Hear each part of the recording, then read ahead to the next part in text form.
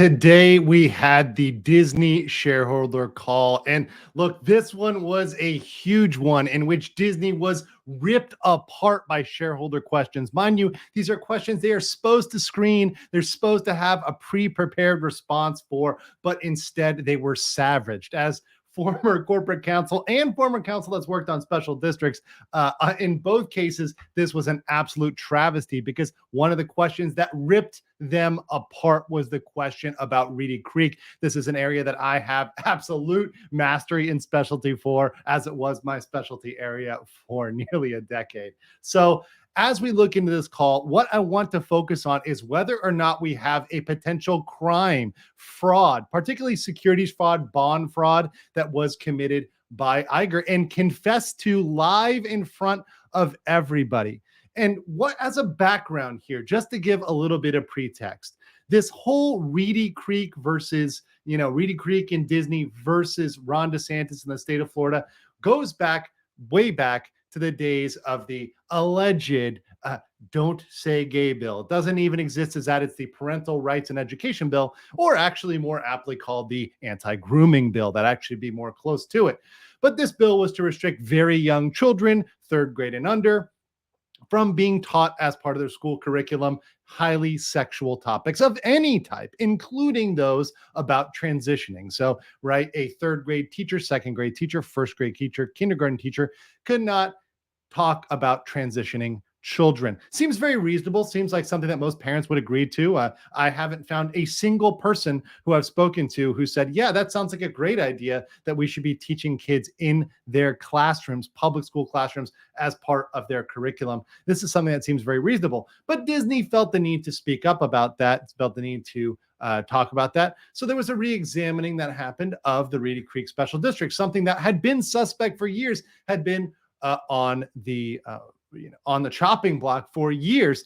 And the truth was, and that Disney had always been using Reedy Creek as a puppet.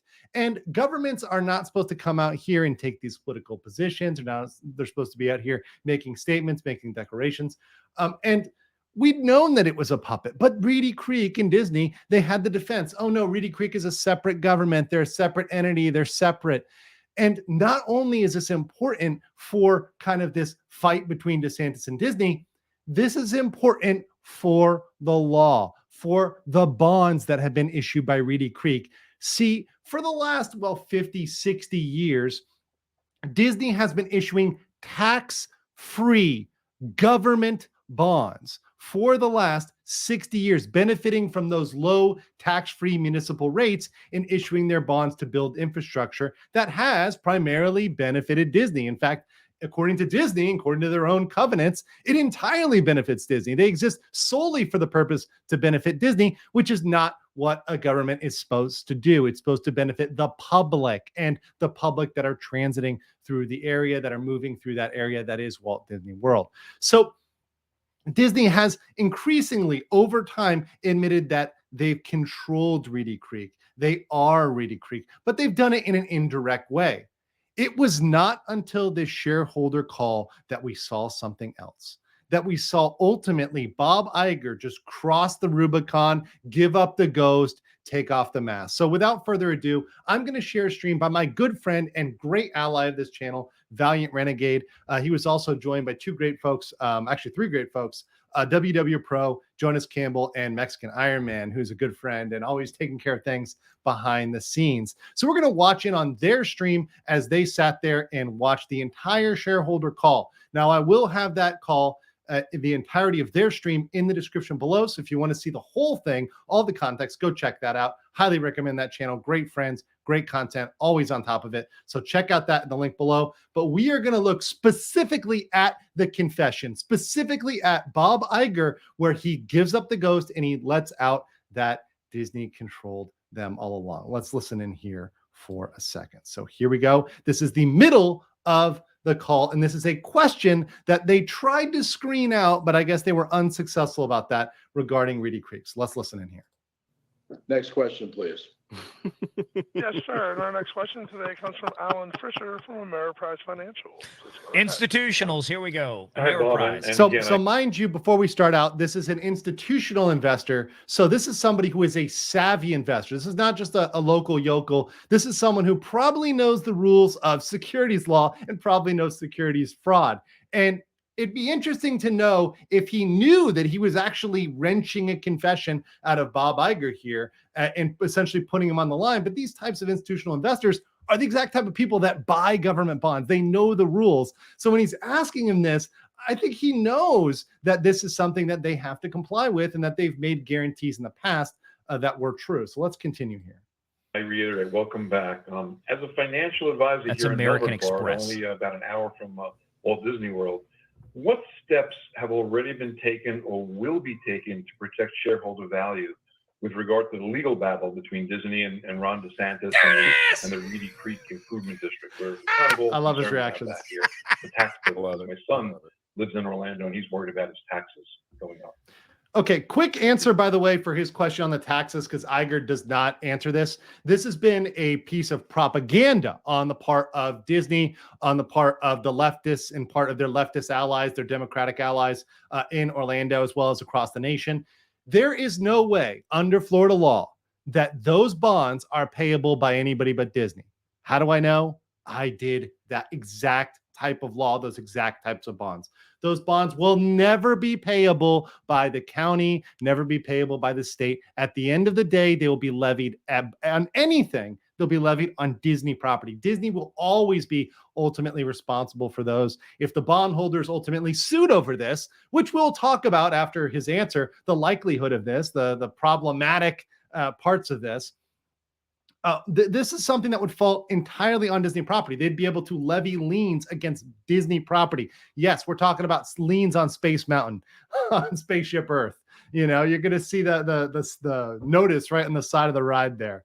I mean, that's something that, hey, it's actually a reality if they mess with the bondholders. These are millions of dollars in bonds. These are millions of dollars of property. And in fact, I would even say it could be billions in future value, right? So this is an extremely large thing here, an extremely large slice of the pie. And those bonds, by the way, under Florida law, very clear, never, ever, ever can be widely expanded to the whole state of Florida or widely expanded to the county. They will always fall on the people within Disney, i.e. the Walt Disney World Company. Alan, let me, if you don't mind, let me address this issue, which I haven't really done much. Yes. Oh, please but do, I'd love the Bob. opportunity just Please create to content put it for me, all in Bob. perspective. First of all, I know you said you're a resident, I think, of Melbourne, Florida.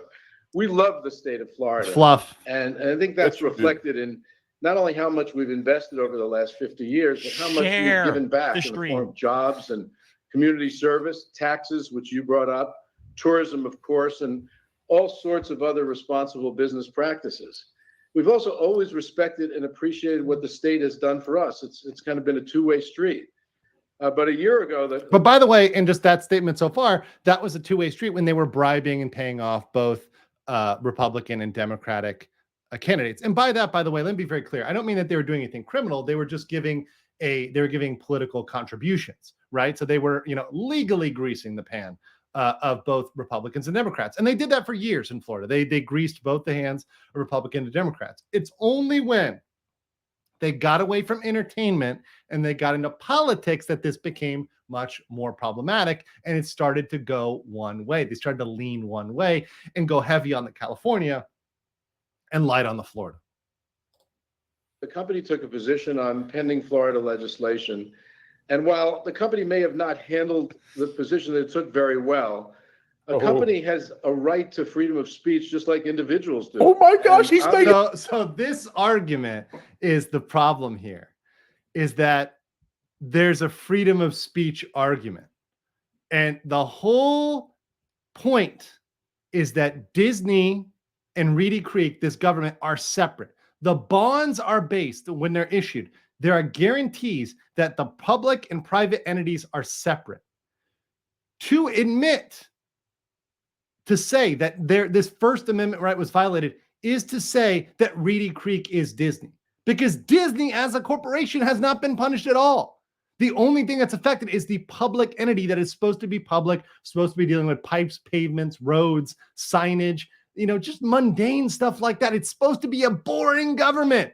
It's not supposed to be another wing of Disney, but Disney is giving up the ghost here. This is where Iger is admitting by saying, oh, this is a punishment for our First Amendment speech. Where were you punished? Where was Disney punished? It wasn't punished at all, unless you're saying that Reedy Creek was Disney, unless you're trying to admit that. And is that why you're confessing it? It looks like you were. Let's continue. It's a mistake. He's not going to do this, the is governor he? got very angry about the position Disney took. He's and making a seems like mistake. he's decided to retaliate against us, including the naming of a new board to oversee the property and the business. In effect, to seek to punish a company for its He exercise is of a not constitutional right. conflating He's And that just conflating. seems really wrong RCID to and me. Disney right now, is he? Against any company or Oh my individual, gosh. but particularly against the company that What? means so much to the state that you live in. So let me stop right there and let me pull that out, because this is where we get to the point. And it is that in that conflation, in calling RCID, and this is why my friend Valiant and WW Pro were screaming there, because in that conflation, in saying they are one, that is a potential confession of fraud. If they were going out and representing that that Disney was really the arm controlling them, and they were never really a public entity. Reedy Creek was never really public in the first place. That violates decades of bond promises, of covenants that they made between themselves, and rather, themselves as the private entity, Reedy Creek, and then the bondholders. And they've all said, look, we're separate, we're public, we swear, we promise you that Reedy Creek will always be public. We promise you that. They have to make a promise to the bondholders. And remember, a bondholder is usually a large company lending massive amounts, millions of dollars, loaning to them on a promise of repayment. And if it turns out that Disney wasn't public all along, those bonds could be invalidated. The state of Florida could challenge those bonds and say, those aren't valid bonds. How did this happen? How does this happen? It happened to the Villages. The Villages had an exact same scenario where this was a corporation masking as a public entity. Those were exposed, those were challenged, and those had a massive penalty for the Villages when they were found to be ultimately serving a private company. This right here is tantamount. Provided the Florida and federal prosecutors pick up the evidence and go with it, they could have a case here. They could have a real case. Now, we know the AG is going after the internal emails and the internal messages between RCID and Disney. If they find more substance to this in those emails, you may very well see a case to invalidate those bonds, to go back and turn over past board actions, including the restrictive covenants.